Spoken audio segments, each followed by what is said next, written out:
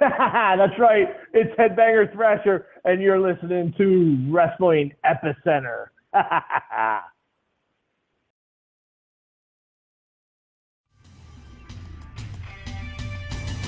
You're listening to Interactive Wrestling Radio, featuring the interactive interview, courtesy of WrestlingEpicenter.com. Welcome back to Interactive Wrestling Radio. Joining us on the Newsmaker line right now is a WWE legend who actually has a contract that says that, and he is one half of the Headbangers. Glenn Ruth, also known as Headbanger Thrasher. Are you with me, sir? I am here. I'm here, and I'm doing great. Thanks for having me. It's such a pleasure to have you on. It's been a while coming, and I'm glad we finally got it to work out time frame wise. And I guess the first question I got to ask you is about exactly what we said in the intro, that you are now under a WWE Legends contract. We got merchandise on WWE's website. Yep. How does it feel to be back? WWE.com for the new Headbanger tee. It's the first one, to my knowledge.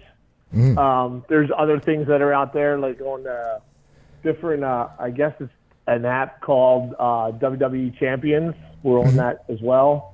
There's other things that are out there, and hopefully there's more good things to come. That is awesome. What is it like to be back under the WWE umbrella? Well, I mean, if you really think about it, it's the only umbrella we've ever been under. We never went to WCW. We never went to TNA. We never went to, AEW. We've been asked a couple times, but, we never did. WWE's always been, the place that we always called home. I know everybody says that when they go back or whatever. But, I mean, I started doing WWE stuff in 92. Yeah. I started in 91, so I probably started 91, 92. I was on the very second edition of Monday Night Raw against Marty Jannetty, right? I remember it. Yep. That's right. Yep. So, I mean, it's always been a place that, we were the most comfortable with, and, and I never saw myself anything other than a, WWE guy. Very cool, very cool. What do you think about wrestling nostalgia? Wrestling maybe even more than like football, and unless you were like Lawrence Taylor, even though he was wrestling too. But unless you were one of those big guys, a lot of guys from football can be forgotten. But wrestling fans never forget anybody, and we all look back with these guys with such nostalgia and grace. I mean, what do you think of now being a legend, looking back 30 years ago, and people love you? Actually, I don't. It's an honor to be thought of like that. I don't really, I guess, look at us that way. And I think that people remember the wrestlers more than anybody else is because we're out there all the time. We're out there, 200, 300 days a year. Football has an off season. You can forget about a guy during an off season and go, oh yeah, he still plays. So, I mean, it's more, I don't want to say mainstream because, I mean, the NFL is pretty mainstream. Right. But it's more, I don't even want to say more. Yeah, you know what? It is more televised. There's more wrestling on today than there's football. That's true. Or, baseball or anything else like that. There's no other, entertainment sport that's on more than wrestling. And that's just how it is. I love the fact that we're always remembered. Sometimes we're not remembered in the best of ways. It bothers me, I'll be honest, that, when they talk about great tag teams, they don't mention the Headbangers. They don't, they mention other teams. Now, I truly believe there's very seldom tag teams out there today, yesterday, last year, last week, 10 years ago that had the continuity that me and Chaz have, or the finisher that me and Chaz have. I can go out there, me and Chaz can go out there right now and do a 3D or the Doomsday device and stuff like that. But I guarantee you won't be able to go out there and do a stage dive. There you go. Just how I feel. I feel that we are probably one of the most underrated tag teams ever. I would agree. And you were do you think that comes from the time frame that you guys hit? Because you were kind of right at the beginning of the Attitude Era, but not quite when it was monstrous. Well, we were there from 96 to 2000, 2001. Yeah. So, I mean, we were there for quite a bit of it. I just think we might have been a little bit before our time. Because, you know, we were in there with, you know, DX and, you know, the Dudleys and, you know, Edge and Christian and the Hardy Boys. And, you know, they all came up, you know, right when I was getting back from being injured. Right. So, I mean, it was just, you know, you put us in that ladders match. Where are we at right now? That's, you know, it was an unfortunate circumstance. I got hurt. Right. We weren't able to, I guess, do more than we could have done. Absolutely. I mean, I could talk to you for hours about guys like Larry Sharp and so on and so forth, but there's a question I always wanted to ask ever since I've been a fan of yours, and I've heard him talk about you. He mentioned it on his podcast, and that, of course, is Jim Cornette. I'm just still trying to figure out how Jim Cornette ends up in a crowd at a Glenn Danzig concert. Well, you know what? I think every time that we tell that story about how he came up with the headbangers and stuff like that, everybody does. So I don't think it's a you thing. I think that's an everybody thing. Because we even said that too. We were like, what? How did you end up in a Danzig concert? So it was pretty funny. But yeah, that's how it all happened. I knew Jimmy from, you know, years before this. You know, probably early back is in the early 90s, 91, 92. Because he used to come to, Larry used to do Monster Factory shows. And it was called the WWA at the time, World Wrestling Alliance. And we used to do shows down at the school, and he used to bring in, like, Larry Shaw, or he used to bring in, you know, Jim Cornette. He used to bring in, like, Jerry the King Lawler. He used to bring in Abdullah the Butcher. He would bring in, you know, all these guys, Iron Mike Sharp, you know, Cowboy Bob Orton, you know, all these guys and stuff like that. So I got to know a lot of these guys before, you know, anything happened like that. And, you know, and once Jimmy started Smoky Mountain, he told me, he's like, you know, if you guys ever, you know, want to come down, just let me know. Same thing with Lawler. I mean, Lawler came to me when I was wrestling singles. And he goes, you know, if you ever want to come down to USWA, he goes, come on down. And, you know, I'm always willing to let guys, you know, come in. So I never wanted to go anyplace by myself. It was so weird. So when I finally hooked up with Chaz, it was just a natural thing going, okay, I have somebody that I could trust, somebody that would have my back, but let's start going out and getting places. That's awesome. And for a music buff like me who does love this kind of music, it's pretty cool that a guy from New Jersey kind of inspired the gimmick, because he's from Lodi, New Jersey, Glenn Danzig, for those who don't know. Yeah. And I think he's about 5 feet tall, but there you go. Not a tall guy. Not a tall guy, no. But it was so funny, too, because, you know, we knew Cornette when we were doing the Spiders, me and Chad. And, you know, we were listening to, you know, all the heavy stuff, AC/DC, Metallica, you know, Marilyn Manson. We were listening to that. I mean, that's what everybody did back then. You know, there wasn't, you know, rap wasn't really out there yet. It wasn't mainstream, I want to say. So, I mean, we listened to, you know, all that stuff, just all the time. I mean, we had the tattoos. I had the ear piercings. So when Cornette's like, you know, I really don't like the gimmick with the masks and stuff like that, he goes, you know, I really want to bring you guys in, but let me think of something. And then he told us that he came back, he goes, that's all I saw were you guys. He goes, you know, Chaz used to go into mosh pits and stuff like that when he used to go to concerts and everything. So, you know, it was just, it wasn't too far from reality. That's awesome. And to me, they're the best gimmicks. Absolutely. You know, things that, you know, you kind of make up of yourself. So when I Google Glenn Ruth or YouTube it, one of the first things that pops up is a match with Ric Flair from early in your career, before you were established, before you were ready for stardom. When you go back and now you have a persona, you have a gimmick, you have a something that can be merchandised, and you guys are starting to really catch on. Is it much different to be on that level of WWE than being, you know, the guy who's wrestling the stars?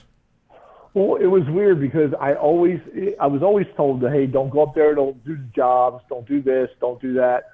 But I looked at it like this, and Larry Sharp was very old school. He was very, very old school. He's like, you know what? It's a lot easier, or it's a lot harder making this look believable, getting your ass kicked, than kicking somebody's ass. He goes, anybody right now can kick somebody's ass, and it looks believable. But for you to go in there and make that little kid in the front row or that parent in the front row believe, what's going on and stuff like that, to get behind you and cheer for you and say, come on, I want this guy to get back and stuff like that, is more, powerful. And, I just thought it was a good way of getting a foot in the door. I went up there for probably 2 years before Chaz started. Mm-hmm. And I got to know everybody. I knew Shane, I knew Vince, I knew Stephanie. I knew a lot of the people up there. So that's why it didn't really bother me all that much. Mm-hmm. And then once we started really running, we didn't really go up there as much. We started doing the Spiders, and we were down in USWA, and we were working, Smoky Mountain and Ozark Mountain Wrestling and stuff like that as the Spiders. And Cornette came out with the Headbanger gimmick. We went over to Smoky Mountain, and he was already in with Vince in the WWF. Mm-hmm. And, it was closing, and Cornette's like, I'm going to try to get all you guys, spots up there with Vince. Vince is starting to turn from the Saturday morning beat-up guys to more competitive matches. So it was going to be superstars making superstars. Mm-hmm. So it would be like, T.L. Hopper wrestling, Owen Hart in a competitive match that made Owen Hart shine even bigger. So, we went up there and, Cornette's like, well, I got these guys, the Headbangers. He goes, you know who they are? They used to wrestle up here as the Spiders, because we went up there and did, a job match as the Spiders too.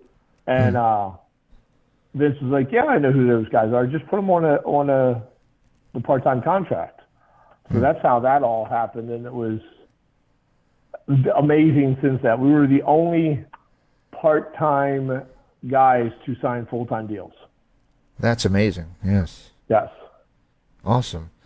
I love the fact you mentioned Ozark Mountain Wrestling. I think you're the second guy that mentioned it. The first guy was a friend of mine named Freddie Fargo, who we lost a couple years ago. I don't know if you remember that name, but yeah, of course I do. He was a sweet man. It's such a shame he's no longer with us.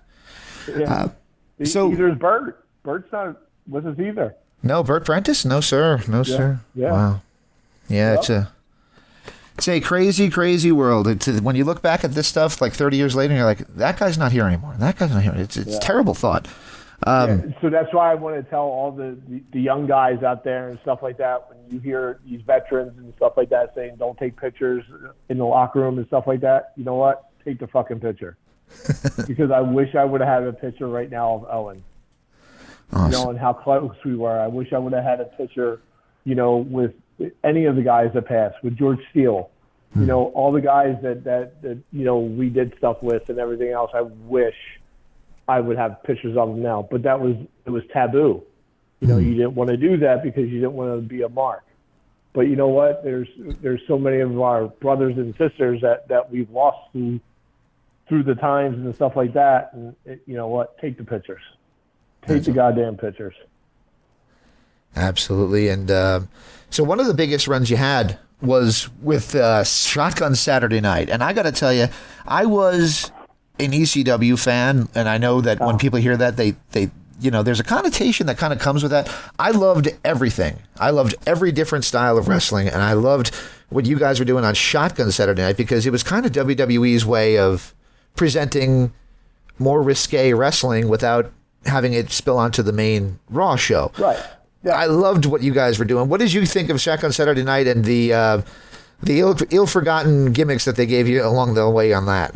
Well, it was funny because we were on the very first match of the very first Shotgun Saturday Night, and it was the Flying Nuns against the Godwins. I'll never forget it. It was awesome. So Vince came to us and he was like, "Hey, I want to do something different with you guys." So he told us about the Sally Fields when she was the Flying Nun. Right, I don't right. know how old you are or anything else. If you remember that TV show, I remember. Nobody else will know it except me and you. Yeah, probably not, no. So he's like, she's a nun. She has this big giant hat on. He goes, I would love to do this with you guys. And so what we're going to do is we're going to do this on this show, and then on this show we're going to do this, and then we're going to tie these two together going, hey, these look like these, and oh my God, these look like these. And these headbangers are just crazy. They don't care what they wear. They just want to beat somebody up. So that was the whole idea behind the Flying Nun gimmick. It was the second gimmick, not the first. We were the headbangers first in WWE, not the other way around. We came in as the Flying Nuns, and then we morphed into nuns, and then morphed right back into headbangers. Because needless to say, we got quite a bit of backlash from the churches and whatnot, which is understandable. Yeah. So that didn't last very long, but they are one of the only undefeated tag teams ever. That works. That is true. That is true. So right. I love Shotgun Saturday Night because at that time when Vince was doing it, the first, I guess the first introduction of it was going to be all from New York City. Mm-hmm. So me and Chaz, we both lived in South Jersey, so we were on every single show because all we did was drive up. Mm-hmm. So we loved it. We were like, this show's made for us, and that's why we ended up being on 90% of the first, handful of shows or however many it was and stuff like that. So it was ideal for us, and we loved it because it was so small and it was so personal. Mm-hmm. It reminded us a lot of the independent shows and stuff like that, and it was so crazy, and it reminded us back in the concerts and the mosh pits and everything else because when I tell you people were close to the ring, they were so close to the ring. They put rings in places that I never even thought they would be able to fit rings. It was crazy. But it was a total awesome time. And then it went, mainstream. It went to, being taped before Raw or before SmackDown or something like that. So. Yeah, kind of just became another show at that point, though. Yeah. So you mentioned Jim Cornette. I mean, I love listening to the guy. I've had the opportunity to interview him a few times, and he didn't get mad at me, so this must have been okay. Let me tell you about Jimmy. Uh-huh. So this is the one thing that people don't understand about Jimmy. If you don't want to know the answer, don't ask Jim Cornette the fucking question. He's going to tell you the truth, whether it hurts your feelings or not. That's just how Jimmy is. And what's really wrong with that? No, I think we need more of that in the world. Right. Exactly. Do you want him to... He has one of the greatest, if not the greatest mind in this business. And it was so funny because, I left wrestling and then I came back and stuff. We did a show. It was right before WrestleMania. I guess it was Miami or something. We did a show and we're like, hey, Jimmy, do me a favor. Can you watch our match? Critique us. Let me know. Because I was really bad because I had, I got over a really bad weight problem. My weight fluctuated up and down. I was at one time 315. And, I came back into wrestling and lost a whole bunch of weight and stuff like that. So I was very insecure about everything. And then being out of wrestling for so long and everything. And sure enough, Jimmy watched every second of that match from the time we walked through the curtain until the time we walked back through. Mm-hmm. And of course, I know how Jimmy is. So, of course, I'm scared to death to hear what he has to say. And he walked over, he goes, puts his hand on both of our shoulders. He goes, boys, I couldn't even tell. Was it 1997 out there or what? And this is back in like 2011. So, just hearing him say that just cemented how I felt about coming back and stuff like that. I mainly came back because I didn't like the way me and Chaz left. Mm-hmm. I wanted to leave on our terms, not on an injury term or something like that. Mm-hmm. When I went out with my knee injury and tore my knee to shreds and stuff like that, it really messed with my head a lot. Mm-hmm.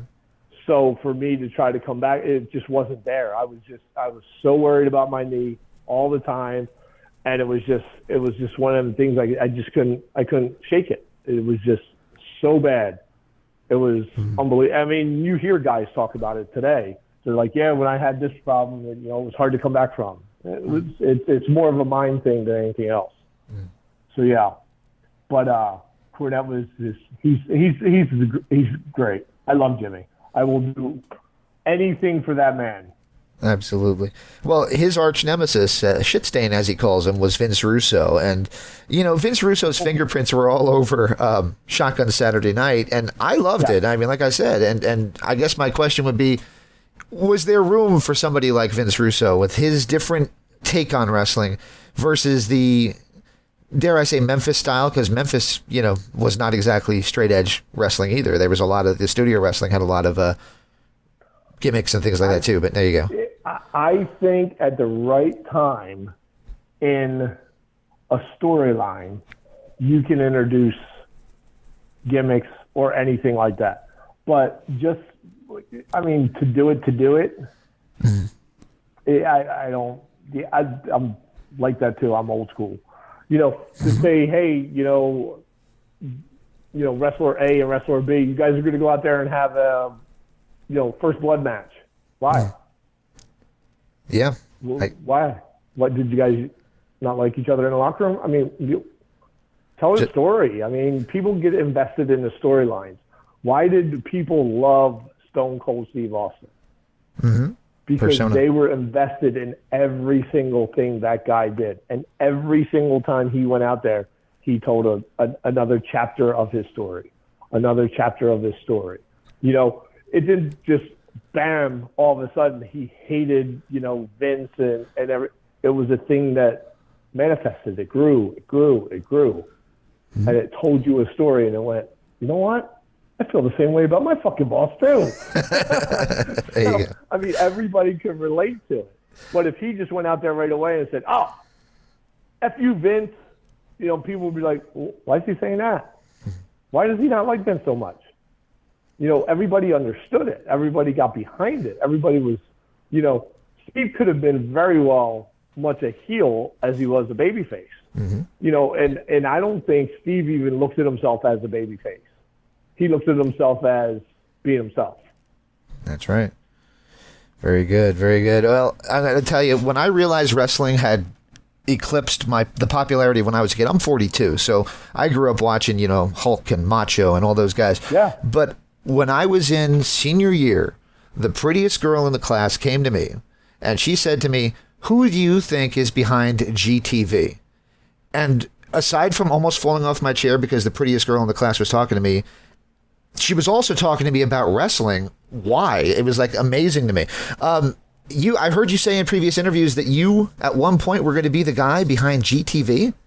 So it was weird. It was Goldust. It was me. It was a little bit of everything. It was right when I was coming back from my knee injury, and Chaz was doing the Leave It to Beaver thing, or right. Beaver Cleavage. Beaver Cleavage. Yeah. Beaver Cleavage. The greatest gimmick on earth. So, I mean, if anybody remembers, that's how it was discovered on GTV that she was actually making up the whole he's beating me up thing. He was, being abusive to me and stuff like that, because GTV called her putting on makeup and talking and saying stuff that, whatever it was back then and stuff like that. So, I always thought GTV meant Glenn TV. Goldust thought it meant Goldust TV. So I think it had a different meaning for whoever looked at it, because I think, Goldust had something to do with GTV at one time. It brought me and Chaz back together. He dropped the Beaver Cleavage thing, and we went back to being the Headbangers when we came back together after my knee surgery. So, I mean, it was... We were told that, and then it just went away. There was no rhymery. It just disappeared. Yep, that's true. So I've interviewed some people that were legends like Medusa, for example. And one of the weird things that she said, you know what meant the most to me was finally getting an action figure. Now, I remember I had your action figure, the Jack specific action figure of the Headbangers. What did that mean to you to be included in those guys? It was awesome.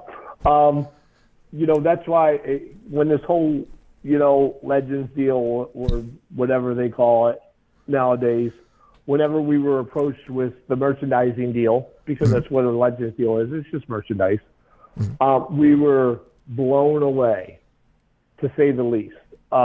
We went back in 2016, which was a phenomenal, great experience for us because, here we're out of, WWE for over 20 years and, didn't really think that they'd ever acknowledge us ever again. And we got that phone call, and then we, went out and we did the match with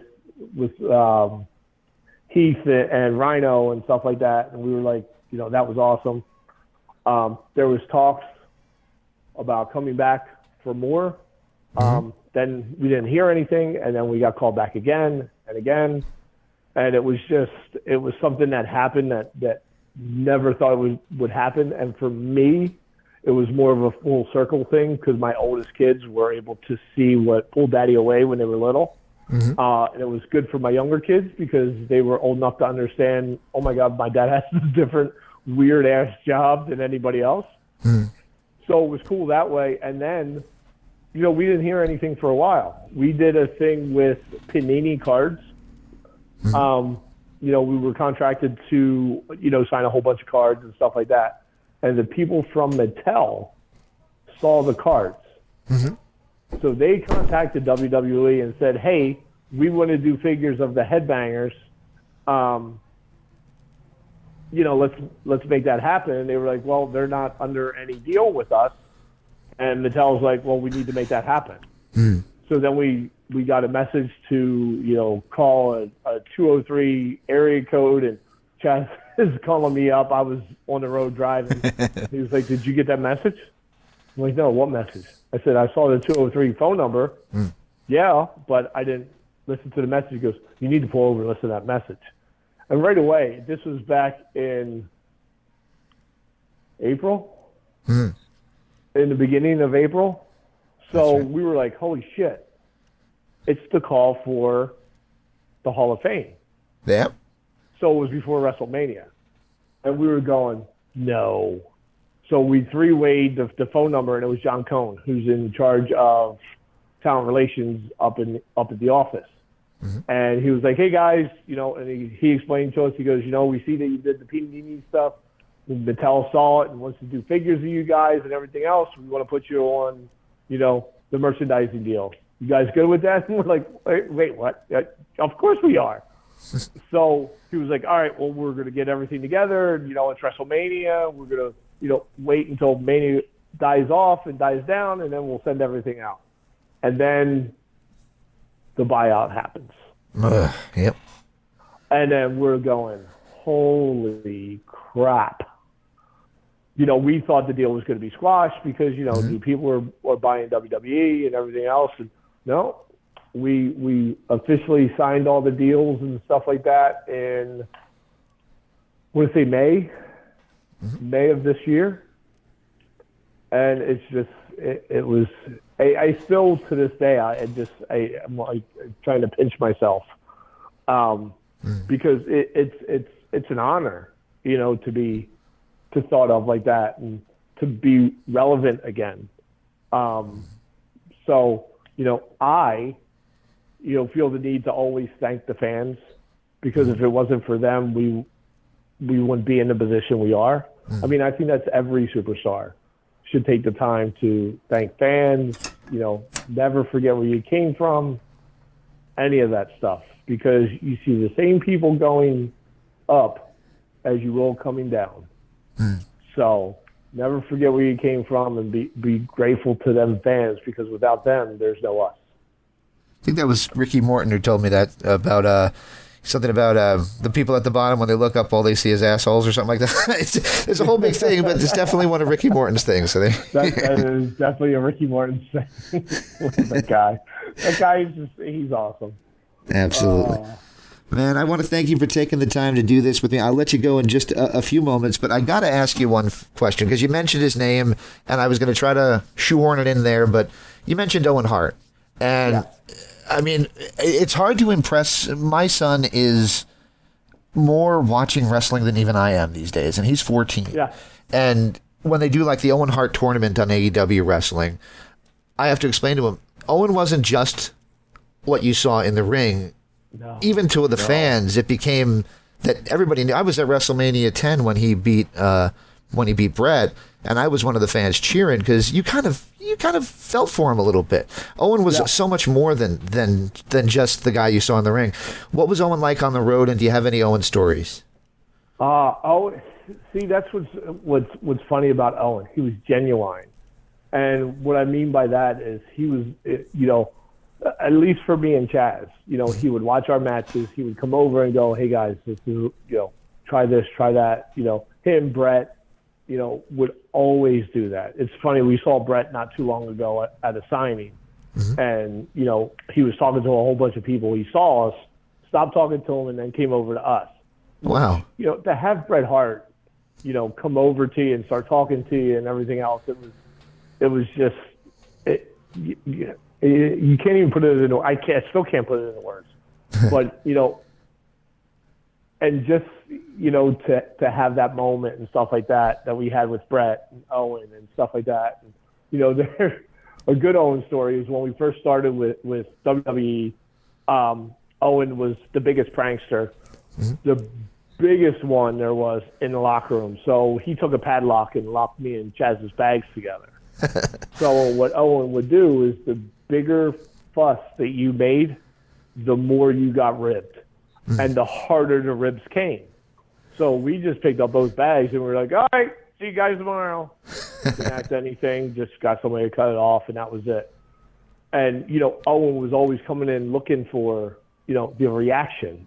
He wanted to see what happened and stuff like that. And then there was one time that I guess we were in Texas or something like that. And Owen said to us, he goes, "Hey, do you guys mind if I get a ride to the hotel?" We were still part-time at the time. And when you were on part-time deal, the office paid for your hotel room, your rent-a-car, and everything like that. So I was like, "Hey, would you mind if I jumped in with you guys and went back to the hotel?" We're like, "Of course." So we get there and everything else. He goes up to get a room. He's like, "Oh, the rooms are sold out." We're like, "Well, you can stay with us." He goes, "Oh, that'd be great. I'll sleep on the floor and everything else." And we're like, No, you don't have to sleep on the floor." Sure enough, there's Owen Hart taking the covers off the bed and stuff like that. And this is back when he was, he had the Slammies, he had the European title, he had the tag title, so he had all this stuff. And it was funny because we had the dresser, in the room, and he laid out his bag, and there was the European title, there was the tag team title, and there was these Slammies sitting there. So he's like, "All right, boys, I'm going to go in and take a shower and everything else." So we're sitting there at the edge of the bed, and we hear the shower come on, and we look at each other, and look at each other again. We get up, and he grabs one of the belts, I grab the other belts, and we're like jumping around on the bed and everything else. And we hear the shower shut off, and we put everything back real fast, and we just go back sitting on the thing and everything else. And Owen comes out of the shower, and he's got the towel wrapped around him. He's wiping off his face and everything else, and he goes, "Did you guys have fun with my belts?" Like, he knew exactly what we were going to do, and jumping around and stuff. Like, he knew exactly what we were going to do. That's awesome. So, I mean, he was just an incredible person. Whenever, like, we wrestled in Philly or something like that, I would bring my oldest kids. And at that time, my oldest kids, they're 30 now. My oldest daughter's 30. So she had to be 6, 5 at the time. So, Owen would be in the cafeteria coloring with them, playing hide and seek with them, somewhere. He was just always so family. And he always made a way to make sure your family felt comfortable and stuff like that. And he always went out of his way. Owen was, he was something special. Very cool. Now, I mentioned to you at the beginning of our conversation, even before I hit record, was an interview you did apparently a little bit ago. The headline was that you guys are thinking that you'd love to get back in the ring. Is that still the case? Do you guys still want to see what would happen if you got into a WWE ring? Well, I'm 54, and Chaz is 52. So we do independent shows here and there now. For us to go and compete on that kind of stage and stuff like that, I don't know. I have no idea. I don't know if I could go like that anymore. And I wouldn't, it's funny because you heard Shawn Michaels one time said, I retired because I couldn't do what I did before. And I think that's every guy's line of thinking. Like, if I can't go in there and do what I used to do, on the big stage, I don't know if I wanted to do it anymore. We're at the point now where, we're just enjoying whatever happens. If that came across the table, we would talk. We would more than likely consider it. But I've learned, a short while ago, never to say never, because I would have never thought I was sitting here right now with a WWE contract for the next 5 years for merchandise or anything like that, to be that honored in that way and thought of that way. So everything that happens, is an honor. It's a privilege for us to have something like that. So, cool. It's all because of the people. Absolutely. It's pretty cool if you think about it, because I bought a Headbangers figure when I was about 15 years old at Toys R Us, and I know that based on what you've told me, I'm going to be buying my, at that time now, 15-year-old kid a Headbangers figure in the next year. So that's pretty damn cool. They should be coming out, yes. That is pretty damn cool. You can get your Headbanger T-shirt at shopwwe.com. So they went on sale, I think, a week and a half ago. And from what we're being told, they're doing fairly well. Awesome. You can probably still get them before Christmas, if they're ordered relatively soon. They got very fast shipping. My one daughter went out and surprised me, and she bought one, and she came walking downstairs with it on. And it was like, a day and a half when they got it. So it was really amazing. Quick turnaround and stuff like that. Lightning fast over there. Yep. Shop WWE.com and then search Headbangers. You got it, man. Well, I want to thank you again for taking the time to do this with me. I'll let you know when I get it up online. This is Interactive Wrestling Radio. Interactive Wrestling Radio. Interactive Wrestling Radio. Interactive Wrestling Radio. Interactive Wrestling Radio. Interactive Wrestling Radio. Interactive Wrestling Radio. Rush. Featuring the interactive interview. Interactive interview. Interactive interview. Interactive interview. Interactive interview. Interactive interview. Interactive interview. Oh yeah. Formerly the Blaze. The Blaze. The Blaze. The Blaze. The Blaze. The Blaze. The Blaze. The Blaze. The Blaze. The Blaze. The Blaze rock. Yo, Maniacs, so what you gonna do when the Blaze of Maniacs runs wild on you? On WrestlingEpicenter.com. Wrestling Epicenter. Wrestling Epicenter. Wrestling Epicenter. Wrestling Epicenter. Wrestling Epicenter. The Wrestling Epicenter. Don't get off. And now we shamelessly name drop from our history.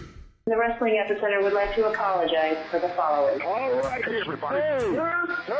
Viva la raza. Viva la raza. Hey, y'all. Hello, ladies. Hey, guys. We had a lovely conversation. First lady. Absolutely. Oh, look at me. She's so kooky. Be there. Where else? Interactive Wrestling Radio. Wrestling Epicenter. Oh, my God. You win. Wow, being interactive. Whoa. I just got some listen. I was going to shoot him. Yeah, I almost missed my man. Breaking neck. I got 2 words for you. I've heard a lot about you guys. Let's go. I see my language. You're going to go to the shop. Plenty of no. We're going to many. No nerves. That was great. It's going to be cool. Woo. What it's all about. The purest point of view. The living legend. Champion. Arrogant. You're listening to me. Instead of statement, I'm talking to you. You're so lonely without you. In the land of extreme. Testify. Nevermore. Interactive interview. I'm not just the best. Interactive interview with a plastic You earned the right. Nobody. You better keep listening. Thank you very much. Controversy creates cash. Professional wrestling. Made in the USA, baby. Memphis wrestling.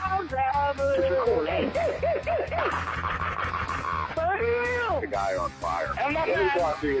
We were sexy. What a show. The one and only. Interactive Wrestling Radio. Wrestling Epicenter. Interactive interview. We took care of the business. This isn't ballet. We are huge with this whole. You're where it's at. You better recognize who's the best. Make sure to tune in each and every week. Well, come out of your computer. Knock down your door and turn it on for you. Or else I'm going to kick your stinking teeth in. And that's the bottom line. Have a nice day. It's showtime! Don't forget to like and subscribe.